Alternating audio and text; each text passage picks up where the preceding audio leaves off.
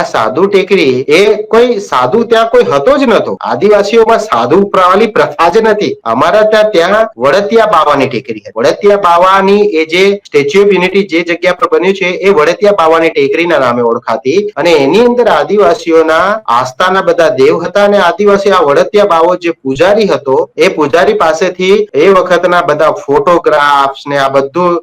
મેં કલેક્ટ કરીને જે તે વખતે મેં પ્રેસ કોન્ફરન્સ પણ કરીને મીડિયા સામે મેં મારી આ વાત મૂકી હતી કે આ વિસ્તારમાં જ્યારે તમે કહો છો કે નરેન્દ્ર મોદી બહુ મોટા ભાઈ હિન્દુ સમ્રાટ છે અને એ ક્યારેય આ ધર્મનું અપમાન નથી કરતા, તો આ વડતિયા બાવાએ આ ટેકરી ઉપર આદિવાસીઓના આરાધ્ય દેવ તો હતા જ, સાથે સાથે ત્યાં શિવજીના ફોટા, અંબાજીના ફોટા, દુર્ગાના ફોટોસ, આ બધા જ ભગવાનોના ફોટા આ વડતિયા બાવાની ટેકરી ઉપર હતા. પરંતુ આ ડ્રીમ પ્રોજેક્ટ માટે એ જે ફોટાસ છે એ ત્યાં વડતિયા બાવા જે કે છે એ એમના દ્વારા એમને હું મીડિયા સમક્ષ પણ લાવ્યો હતો અને એમણે પણ વાત કરી હતી કે એ વખતના ફોરેસ્ટર દ્વારા એમને ધમકાવીને એ જ્યારે એ પરિક્રમાએ ગયા તો પરિક્રમાથી કરીને આવતા પહેલા આ બધું જ જે છે એ સમેટીને એમણે